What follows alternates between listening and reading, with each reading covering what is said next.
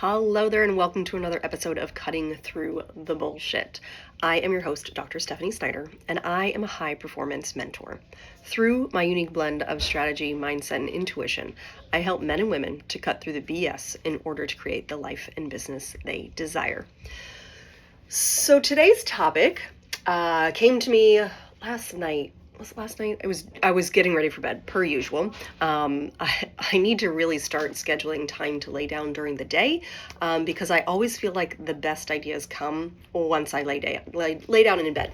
And it's simply because I'm not distracted, and I can let all the channeling and the wisdom come through much easier at that point. So today we're going to talk about, if you want different results, you have to do things differently. So when it comes to this, and I've heard this from time and time again, is people say, well, I'm doing all the things, it's just not working. Or I've tried everything and nothing seems to work, right? And while part of this is going to be definitely your strategy, also it's going to be your belief. Right? And I talk about the belief so much in here. Belief is so important because it really does dictate your life. The stories that we believe are the ones that create what actually goes on in our life. And so belief, again, absolutely important. But the things that are tangible, because a lot of people like to work on the tangible things, is the strategy. It's our approach to things, right? So if, for instance, you started off the new year guns blazing like you did last year, because that's what you do, chances are you may end up in the same place. Maybe you quit that New Year's resolution on January 15th. Maybe it sticks with you just a little bit longer, right? Whatever it may be. But in order for things to actually change, you do have to do things differently. And that will require some slowing down. So I am typically the guns blazing kind of person going right into the new year. I love the start of the new year. It feels so fresh and clean and new, like a clean slate, all the things, right? And so I typically go into the new year guns blazing. However, this year I have had a little bit of a congestion and I'm being asked to slow down. And the beauty of being asked to slow down is that you actually have to contemplate the things that you're doing. Because it's no longer knee-jerk reaction, it's automatic. Now, some things we do want to be automatic. I was just having this conversation with my teenage daughter the other day where we were talking about footwork. And I recommend, because she's a soccer player, and I recommend that she spend at least 20 minutes a day doing some kind of footwork. And the reason it's important to do that footwork is that when it comes time for her to actually play in a game, she doesn't have to think about where the ball is, because she's gone through the motions so often on her own that it doesn't require any thinking. She can actually do it very quickly. The only problem is when you want to change, actually have to slow down. You've got to step back from the things that happen so quickly and do them a bit slower. Okay? Because that actually gives you the opportunity to choose. Our minds actually want everything to be on automatic because it takes less energy for us to just do things habitual. This is why you're going to eat the same pretty much. This is why your routine in the morning probably looks pretty similar to what it did the day before that, right? This is why your bedtime routine probably looks similar. Your brain just wants things to be on automatic. It just wants things to get done without a whole lot of fuss. And so when it comes to doing things differently, right? I don't remember who says this quote, but it's used so many times. Change nothing and nothing will change. Okay? It's as if you're punching the letter K on your computer and wanting your computer screen to show the letter R. If you keep hitting K, it's going to keep being K. It's never going to change to R. You actually have to change the thing that you're doing at the start in order to get a different output. This is where that slowing down is important. Now, even prior to that, it is the awareness. I talk about this so much. And this is a great time to be reflective about what is automatic, what's not serving me, and then let me slow down and choose that differently. So, if for instance, you want to change your spending habits, the best way to change your spending habits is to write down every transaction, every way that you spend money. And here's why. If you have to physically write down where you're spending money and how much you spent, you're probably going to question whether or not you need to spend that money. And Amazon knows this, which is why they make it so easy for you to check out, right? You don't have to put in your credit card information. Some things you can just click and buy with one push of a button, right? They've made it very easy for you to purchase things. And then stuff shows up at your door and you're like, I don't remember buying that. Yeah, because they made it too easy for you. Right? There was no thought process involved. You saw the thing, you wanted it, you clicked, you bought it, and it's now at your door, right? Amazon knows this. That's why they are Amazon, right? But if you do want to change your spending habits, right? You're looking at your income. It's going to be tax season pretty soon, right? You're going to look at your income and say, holy crap, I made how much? Where did it all go? Right? The awareness is going to be that first thing. So for me, I remember when I was first getting aware of where my time was going. Time was my biggest excuse for everything. I was like, oh, I would do that, but I never have the time. I would do that, but I don't have the time. I would do that, but I don't have the time. And then I thought, you know what? I don't actually know where my time goes, so let me look at that. And what I did was I spent a day writing down all of the time that I spent doing something. And my biggest time waster was laundry. And I realized that and I made the change. Okay. So you can't make the change unless you're aware of it. So awareness is that first step. So again, if it's your money relationships, you've got to get aware of where your money is going. You can't change your money. You can't change where the money's going if you're not first aware of it. If you're looking to get healthier this year, you have to look at your eating habits. Write down all of the things that you eat throughout the day. That's going to be paramount in you beginning to change it. You have to get aware of the thing first. Okay. Now, maybe you're looking to grow your business. It's another conversation a bit deeper, right? But if you really want to change, you've got to change the things first. You've got to change what you do. If you want to change what your life looks like, you have to change the things that you put into it first. Okay, so this is why things like your time, your money, your food, those are very easy things to get aware of first, and then you can make changes. You're going to have to slow down. And I tell you what, you probably never realized that you craved an apple at 3 p.m. or a cookie at 3 p.m. until you wrote it down, and then you were like, oh, Or maybe you didn't realize how much you spent on Amazon last month until you wrote it down, and you were like, oh, right?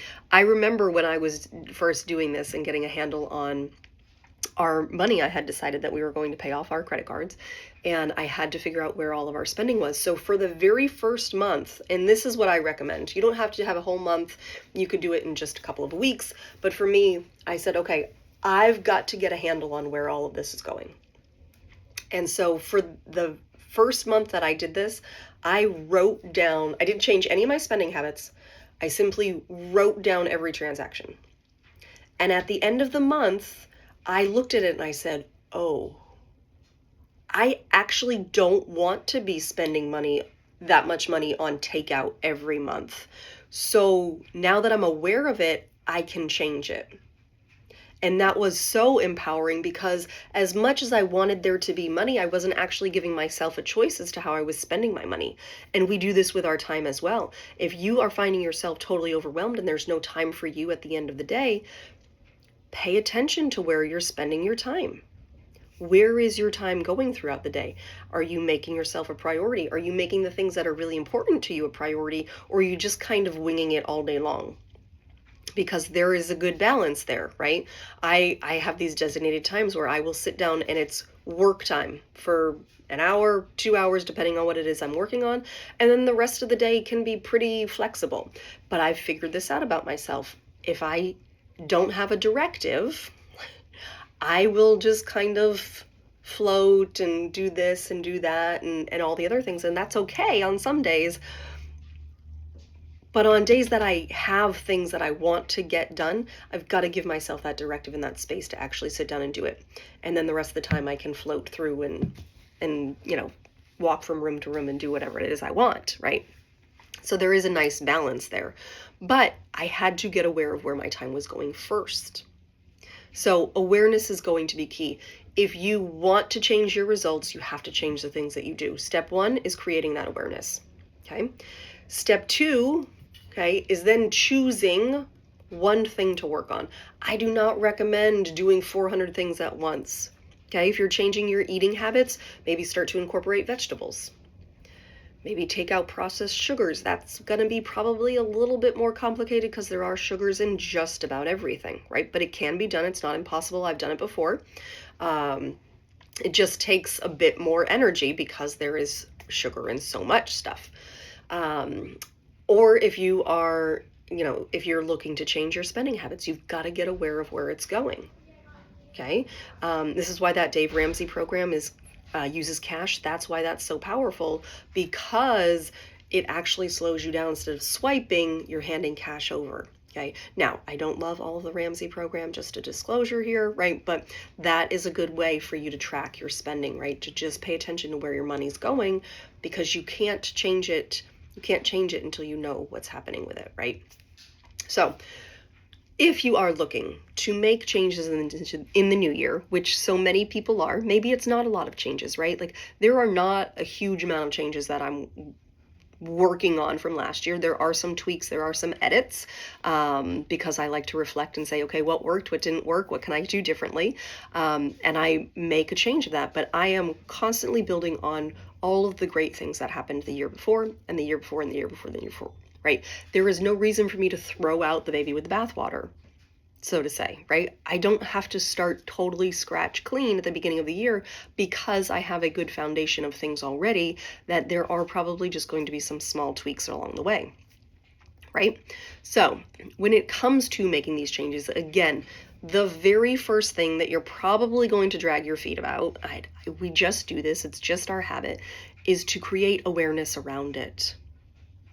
If you find yourself emotionally exhausted or screaming at your kids or whatever it is, create awareness around it. Slow down and write it down. Paper and pen is going to actually start to create those changes. It's going to be that interrupter that you need to go, okay, wait, hold on. Do I want to do this again or not? Do I want to spend this money on takeout? Do I want to spend this money on this thing on Amazon? Do I want to eat this cookie, right? Slow it down, write it down, give yourself a little flip journal, like pretend to be a detective, right? Have fun with it. Be a detective and be like, okay, let's look at this. If I really want to change my eating habits, let me see what it is that I actually eat throughout the day. Write it down, look at it, and then you actually give yourself the choice to change it. Now, there may be some things that you don't want to change. That's cool. I love that for you, right? There are some things in my life that I don't want to change because I'm like, okay, this is working. This is how I like it, right? But there are other things where I'm like, okay, I'm going to need to modify that. I'm going to need to edit it a little bit. I'm going to need to make a little bit of changes, but I have to create that awareness first, and then I get that opportunity to change, because you can't change anything that you're not aware of, right? Which is why it's so funny. I'll never forget, I think one of my first podcast episodes, I sent it to my dad, and I said, Dad, take a listen to this. And he took a listen to it, and his immediate feedback was, you say a lot. And I was never aware of it until someone else pointed it out to me, and then I course corrected. Also, something that's really interesting, and I've known this from years of sales, is a lot of people will say, well, you know what I mean. And I'm on the other side having a 5-minute conversation with you. I have no idea what you mean. But a lot of people resort to that. I remember my brother, he was interviewed on a podcast, and he had me listen to it. And he said, one, I want your sister feedback, and then I want your coaching feedback. And I said, okay, cool. So the sister feedback, I was like, that's awesome, really fun, I loved it. He said, but how did I do? And I said, well, the coaching feedback, I said, you said this statement a lot. And he said, someone else brought that to my attention recently, and I thought I had nipped it. I said, no, I'm pretty sure you said that in probably 15 times in the first 30 minutes. You said it a lot. But he wasn't aware of it because it was a habit, right? But this is the beauty of it. If you're open to it, people can help you pick this stuff up. If you're open to it. Not many of us want to actually be open to it because it feels kind of rough and gruff, and we can take it personal, right? If somebody's like, oh, do you know that you all the time? And you're like, no, I didn't know that I did that all the time. And it can feel a little bit icky, but if you are open to changes and if you're open to people, bringing that up for you, then it's going to happen, and it might feel a little bit icky, and you might have to sit with it and go, oh shit, right? Like, do I really do that? They're like, yeah, you really do that. And you're like, okay, well, I'm going to make this change. But again, you have to have that awareness around it, because you don't know until you know. And one of my favorite lines is, you can't do better until you know better. And so you have to know in order to do better, to be better, right?